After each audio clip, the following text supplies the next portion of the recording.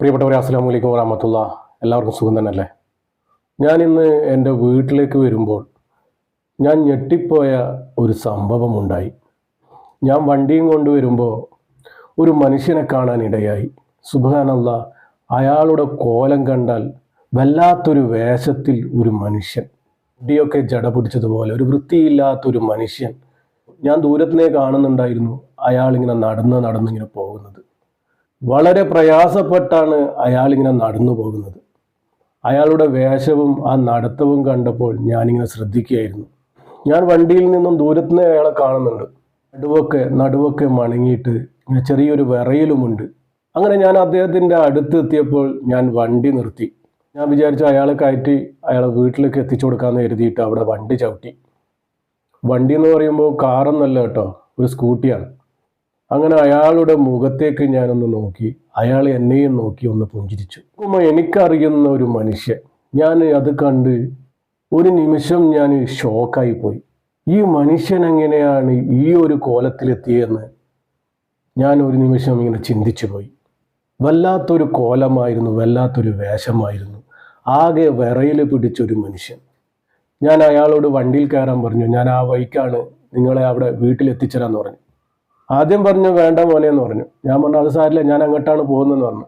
ഞാൻ വെറുതെ പറഞ്ഞു അങ്ങോട്ടൊന്നും പോകുന്നില്ല, അദ്ദേഹത്തെ വീട്ടിലെത്തിച്ചു കൊടുക്കാമെന്ന് കരുതിയിട്ടാണ് ഞാൻ അങ്ങനെ പറഞ്ഞത്. അങ്ങനെ അയാൾ എങ്ങനെയല്ലോ എൻ്റെ വണ്ടിയിൽ കയറി. ഞാൻ അങ്ങനെ വളരെ സ്ലോയിൽ, എനിക്ക് പേടിയാകുന്നുണ്ട് ഇയാൾ വീണു പോകുമോ എന്നുള്ളൊരവസ്ഥ. അങ്ങനെ അയാളെ ഞാൻ അയാളുടെ വീട്ടിനടുത്ത് കൊണ്ടുവിട്ടു. എന്നിട്ടും ഞാൻ അയാളുടെ ആ നടത്തമാണ് ഞാൻ ശ്രദ്ധിക്കുന്നത്. എന്നിട്ടും ഞാനിങ്ങനെ ചിന്തിച്ചുകൊണ്ടിരിക്കുകയാണ്, ഇയാളെങ്ങനെ ഈ ഒരു കോലത്തിലായിപ്പോയത്. അങ്ങനെയുള്ള ഒരു മനുഷ്യനാണ് അദ്ദേഹം. നമ്മളൊക്കെ മുമ്പ് പേടിച്ച് ബഹുമാനിച്ച ഒരു മനുഷ്യനാണ്. അങ്ങനെ നടന്നൊരു മനുഷ്യൻ എങ്ങനെയാണ് ഈ ഒരു കോലത്തിലായത് എന്നായിരുന്നു എൻ്റെ ചിന്ത. അയാൾ ആ കോലത്തിൽ വളരെ പാവമായിപ്പോയി. പടച്ച റബ്ബ് എന്തിനാണ് ഇയാളെ ഈ ഒരു കോലത്തിലാക്കിയത് എന്ന് ഞാൻ ചിന്തിച്ചു പോവുകയാണ്. മുമ്പൊക്കെ നല്ല ആരോഗ്യമുള്ള മനുഷ്യനാണ്, നല്ല വെള്ളയും ഡ്രസ്സൊക്കെ ഇട്ട് ഞാനാണെന്നുള്ള ഭാവത്തിൽ നടക്കുന്ന ഒരു മനുഷ്യനാണ്. എല്ലാവർക്കും അയാളെ പേടിയും ഭയവുമായിരുന്നു. അങ്ങനെ ഞാൻ അയാളെ കൊണ്ടുവിട്ട് ഞാൻ എൻ്റെ വീട്ടിലെത്തി, ഉമ്മയുടെ അടുത്തെത്തി. ഞാൻ ഉമ്മയോട് ഇങ്ങനെ സംഭവം പറഞ്ഞു. ഇങ്ങനെ ഞാൻ ഒരു മനുഷ്യനെ കാണാൻ ഇടയായിരുന്നു. അങ്ങനെ ഞാൻ ഉമ്മയോട് സംഭവം പറഞ്ഞു. ഞാൻ ഇങ്ങനെ ഒരു മനുഷ്യനെ കാണാൻ ഇടയായിട്ടുണ്ട്. അയാൾക്ക് എന്താണ് പറ്റിയത്, എങ്ങനെ നടന്ന മനുഷ്യനാണ്, ഇയാളെങ്ങനെയെന്ന് ഈ ഒരു കോലത്തിലായത് എന്ന് ഞാൻ ഉമ്മയോട് ചോദിച്ചു. അപ്പോൾ ഉമ്മ പറഞ്ഞു, എന്താ പറയാ മോനെ, പടച്ച റബ്ബ് കൊടുത്ത ശിക്ഷയായിരിക്കും ചിലപ്പോൾ. അങ്ങനെയാണ് ഉമ്മ ആ കഥ എന്നോട് പറയുന്നത്. ആ കഥയാണ് ഞാൻ നിങ്ങളോട് പറയാൻ പോകുന്നത്. ചെറിയ കഥയാണ്. നിങ്ങൾ വീഡിയോക്ക് ലൈക്ക് ചെയ്യണം കേട്ടോ. നമുക്ക് യൂട്യൂബിൽ പല പ്രശ്നങ്ങളും വരുന്നുണ്ട്. അപ്പോൾ നിങ്ങളുടെ സപ്പോർട്ട് ഉണ്ടെങ്കിലേ ഈ ചാനലുമായി നമുക്ക് മുന്നോട്ട് പോകാൻ പറ്റുള്ളൂ. അപ്പോൾ ആ ഒരു കുടുംബത്തിലേക്ക് നമുക്ക് കയറി ചെന്നാലോ. ഈ ഒരു കഥ പറയുന്നത് നിങ്ങൾ അവരെ മാതൃകയാക്കാനൊന്നല്ല, നിങ്ങളൊന്ന് കേട്ടോക്ക്, ഇതെന്താ സംഭവിച്ചതെന്ന് നമുക്കറിയാലോ. ഈ മനുഷ്യനെ എന്തിനാണ് പടച്ച റബ്ബ് ഇങ്ങനെ ആക്കിയതെന്ന് ചിന്തിച്ചു പോകും. ഒരു എത്തും പിടിയും കിട്ടാത്ത ഒരവസ്ഥ. അപ്പോൾ ആ വീട്ടിലേക്കാണ് കയറി ചെല്ലുന്നത്. ഒരു തറവാടാണ്. ഞാൻ അവിടെ പോകാറുണ്ട്. 3 ആൺമക്കളും ഒരു പെൺമക്കളുമായിരുന്നു ഈ ഒരു ദമ്പതികൾക്ക്. ഉമ്മ നല്ല ദീനിയായിരുന്നു. ഇയാളുടെ കാര്യം ഞാൻ പറഞ്ഞു വരാം. വെള്ളിയാഴ്ച ദിവസങ്ങളിൽ പള്ളിയിൽ വന്ന് എന്ന് പറയാം. അങ്ങനെ ഒരു മനുഷ്യനാണ്. വല്ലാത്തൊരു അഹങ്കാരമായിരുന്നു അയാൾക്ക്. വലിയ പണക്കാരനും വലിയ ജോലിയൊന്നും അല്ലെങ്കിലും ഇയാൾക്ക് ഉള്ളതിനെ കൊണ്ട് ഇയാൾ ഭയങ്കര അഹങ്കാരത്തോടു കൂടിയാണ് നടക്കുക.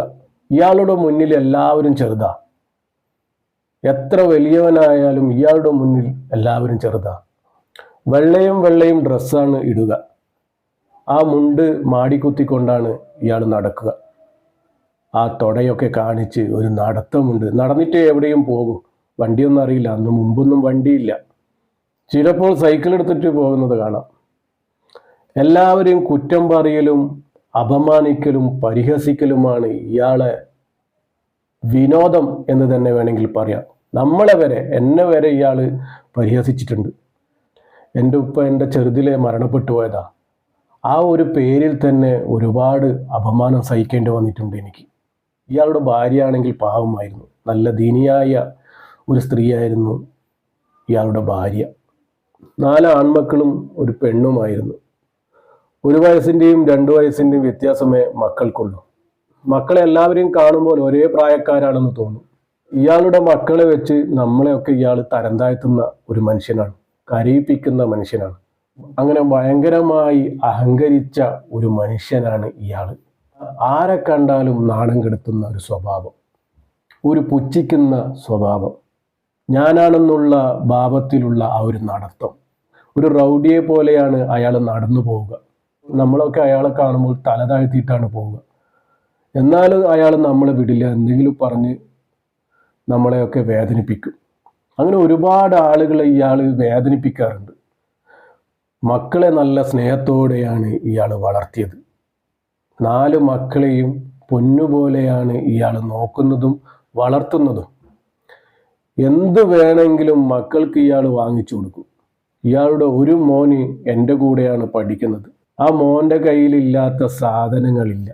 നമ്മളൊക്കെ ചിലപ്പോൾ ആ മോൻ്റെ കയ്യിലുള്ള സാധനം കണ്ട് നമുക്ക് ഇതുപോലുള്ള സാധനങ്ങൾ വാങ്ങിച്ചാൽ നമുക്ക് നമ്മുടെ ഒപ്പയില്ലല്ലോ എന്ന് വെച്ച് നമ്മൾ സങ്കടപ്പെടാറുണ്ട്. നമ്മളൊക്കെ കീറിയ വസ്ത്രം ഇട്ട് സ്കൂളിലേക്ക് പോകുമ്പോൾ ഇയാളുടെ മക്കളൊക്കെ അയൺ ചെയ്ത ഡ്രസ്സൊക്കെ ഇട്ട് നല്ല വൃത്തിയിൽ വന്നിരിക്കും. എന്നിട്ടോ നമ്മുടെ വസ്ത്രം നോക്കി ചിരിക്കും. ഇയാളുടെ സ്വഭാവം തന്നെയാണ് മക്കൾക്കും കിട്ടിയിരിക്കുന്നത്. അതാണ് രസം. ആ പാവം ഉമ്മയെ ഒരക്ഷരം മിണ്ടാൻ ഈ ഉപ്പയും മക്കളും സമ്മതിക്കില്ല. എന്തെങ്കിലും പറഞ്ഞാൽ ആ ഉമ്മയെ വരെ ഈ ഉപ്പയും മക്കളും കൂടി പരിഹസിക്കും. ഇടയ്ക്കൊക്കെ ഞാൻ ആ ഉമ്മയുടെ കയ്യിൽ നിന്നും ഒരു ഗ്ലാസ് ചായ കുടിക്കാറുണ്ട്. ഇയാളുടെ മകൻ എൻ്റെ ക്ലാസ്സിൽ പഠിക്കുന്നത് കൊണ്ട് തന്നെ ആ മകനെ കൂട്ടാൻ ഞാൻ അവിടെ വീട്ടിൽ പോകാറുണ്ട്. അന്നേരം ഒരു ഗ്ലാസ് ചായ എനിക്ക് ഉമ്മ തരാറുണ്ട്. ഇയാൾ മക്കളെയൊക്കെ നന്നായി നോക്കാറുണ്ട് കേട്ടോ. പിന്നെ എങ്ങനെയാണ് ഇയാൾക്ക് ഇങ്ങനെ ഒരു ശിക്ഷ കിട്ടിയേ? അതാണ് ഞാൻ ചിന്തിക്കുന്നത്. ഭാര്യക്ക് ഒരു വിലയും ഇയാൾ കൊടുക്കാറില്ല. അത് കണ്ടിട്ട് തന്നെ മക്കളും വളർന്നു വന്നു. മക്കളൊക്കെ വളർന്നു, എല്ലാവരുടെ കല്യാണവും കഴിഞ്ഞു. അതിനിടയ്ക്ക് ഉമ്മ രോഗിയായി. ഇയാൾ രോഗിയൊന്നും ആയിട്ടില്ല കേട്ടോ, ഇയാൾക്ക് നല്ല ആരോഗ്യം തന്നെയാണ്. അതിനിടയ്ക്ക് ഉമ്മ രോഗിയായി. മക്കളുടെയൊക്കെ കല്യാണം കഴിഞ്ഞ മക്കള് അവർക്ക് മക്കളായതോടുകൂടി ഈ തറവാട്ടിൽ വരുന്നത് കുറയാൻ തുടങ്ങി. പൊന്നുപോലെ നോക്കിയ ഉപ്പയെ കാണാൻ വരാതെയായി. ഉപ്പ എന്ന് 100 വട്ടം പറഞ്ഞ് വിരോധം വളക്കുന്ന മക്കൾ ഉപ്പയെ കാണാൻ വരാതെയായി. അങ്ങനെ ദിവസങ്ങൾ കഴിയുന്തോറും ഇവരിപ്പോൾ തീരെ വരാതായി.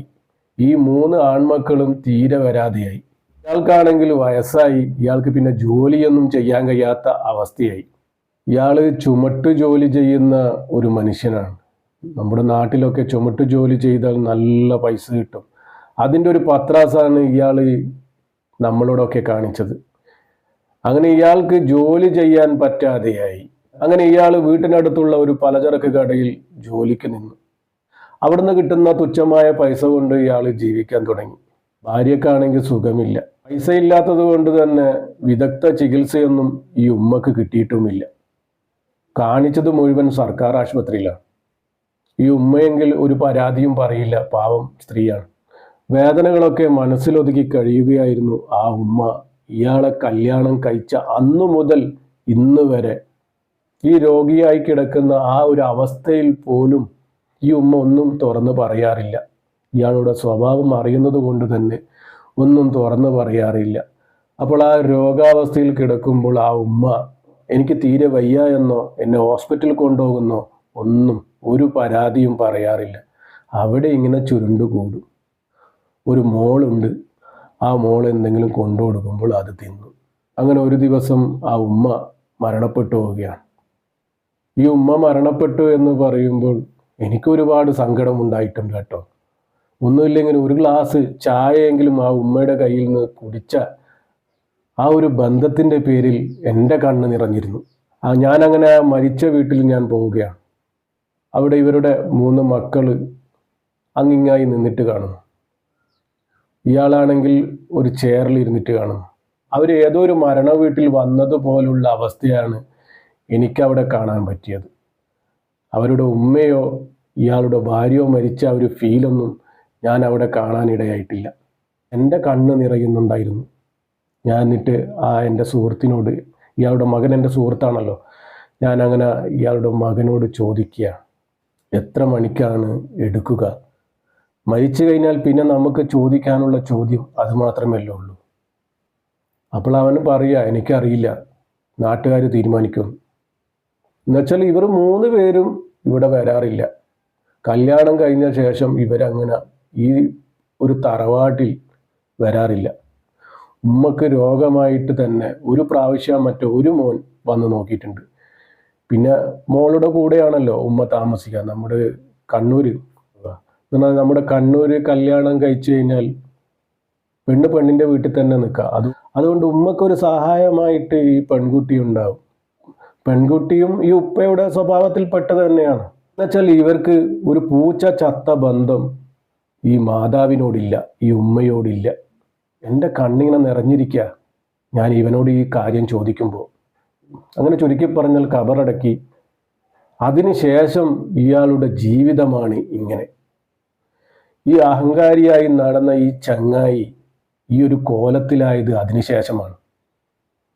ഈ ഭാര്യ മരണപ്പെട്ടതിന് ശേഷമാണ് ഇയാൾ ഈ ഒരു കോലത്തിലായത്. ഇനിയിപ്പോൾ ഈ തറവാട്ടിൽ ആകെയുള്ളത് ഉപ്പയും ഈ മോളും മകളുടെ ഭർത്താവും. ആൺമക്കളൊന്നും വരാറില്ല. കുറച്ച് ദിവസങ്ങൾക്ക് ശേഷം ആൺമക്കളും അവരുടെ ഭാര്യമാരൊക്കെ കൂടി വരിക. 3 ആൺമക്കളും അവരുടെ ഭാര്യമാരും കൂടി വന്ന് നമുക്ക് നമ്മുടെ വീതം വേണമെന്ന് പറയുക, പ്രശ്നമുണ്ടാക്കുക. കല്യാണം കഴിഞ്ഞ് കുറച്ച് മുമ്പേ പറഞ്ഞിരുന്നു അത്രേ, നമുക്ക് നമ്മുടെ വീതം തന്നെയാണ്. അപ്പോൾ പറഞ്ഞു, ഉമ്മയും ഉപ്പയും ജീവിച്ചിരിക്കുന്നിടത്തോളം കാലം ആർക്കും വീതം വെക്കുന്നില്ല എന്ന്. അവൾ ഉമ്മ മരിച്ചതിന് ശേഷം വീതത്തിന് വന്നിരിക്കുക. അവൾ പ്രശ്നത്തിനൊന്നും ഇവരെ നിന്നില്ല. സംഭവം വീതം വെച്ച് 4 പേർക്കും തുല്യ അവകാശമായി വീതം വെച്ചു. മകൾക്ക് ഉപ്പയും ആ തറവാടും. അങ്ങനെ ആ ഉപ്പ മകളുടെ കൂടെ ജീവിക്കാൻ തുടങ്ങി, മകളുടെ ഭർത്താവിൻ്റെ ചിലവിൽ. അയാളുടെ ആട്ടും തുപ്പും ഈ മകളുടെ ആട്ടും തുപ്പും കേട്ട് ഇയാൾ അവിടെ ജീവിക്കാൻ തുടങ്ങി. ഇയാൾക്ക് ജോലിയൊന്നും ചെയ്യാൻ പറ്റാത്ത അവസ്ഥയിലാണ് ഇപ്പോൾ ഉള്ളത്. അങ്ങനെ ആ വീട്ടിലെ ഒരു ജോലിക്കാരനായി മാറുകയാണ് ഈ ഉപ്പ. മകളുടെ വീട്ടിൽ ഒരു വേലക്കാരനെ പോലെ ജീവിതം കൊണ്ടുപോവുകയാണ് ഇയാൾ. അവിടെ വീട്ടിലേക്കുള്ള സാധനങ്ങൾ വാങ്ങിച്ചു കൊടുക്കുക, രാവിലെ മീൻ വാങ്ങിച്ചു കൊടുക്കുക, വൈകുന്നേരത്തേക്കുള്ള സാധനങ്ങൾ, ഇങ്ങനെ സാധനങ്ങളൊക്കെ വാങ്ങിച്ചു കൊണ്ടു കൊടുക്കലാണ് ഈ ഉപ്പയുടെ ജോലി. അതിനിടയ്ക്ക് ആട്ടും തുപ്പും കേൾക്കണം, മകളുടെ ഭർത്താവിൻ്റെ തെറിയും കേൾക്കണം. അപ്പോൾ അങ്ങനെ മീൻ വാങ്ങാൻ വേണ്ടി പോയതായിരുന്നു ഇന്ന് രാവിലെ. മീനും വാങ്ങി തിരിച്ചു വരുന്ന വഴിയാണ് ഈ ഞാൻ കാണുന്നത്. ഒരു കയ്യിൽ സഞ്ചിയുമായി മണങ്ങി വിറച്ച് നടക്കുന്ന ഒരു മനുഷ്യനെ ഞാൻ കാണുന്നത്. സുബ്ഹാനല്ലാഹ്, പടച്ച റബ്ബ് എന്തിനായിരിക്കും അയാൾക്ക് ഇങ്ങനെ ഒരു ശിക്ഷ കൊടുത്തത്? അയാൾ മക്കളെ നന്നായി നോക്കിയിട്ടുണ്ട്. ഭാര്യയെ കുറ്റം പറയും പരിഹസിക്കുകയാണെങ്കിലും മറ്റു പ്രശ്നങ്ങളൊന്നും ഉണ്ടായിരുന്നില്ല. പിന്നെ അയാൾ ചെയ്ത തെറ്റെന്താണെന്ന് നിങ്ങൾ താഴെ കമൻറ്റ് ചെയ്യും. നമുക്ക് നോക്കാമല്ലോ നിങ്ങൾക്ക് എന്താണ് മനസ്സിലായതെന്ന്. അപ്പോൾ അസ്സലാമു അലൈക്കും വറഹ്മത്തുള്ളാഹി.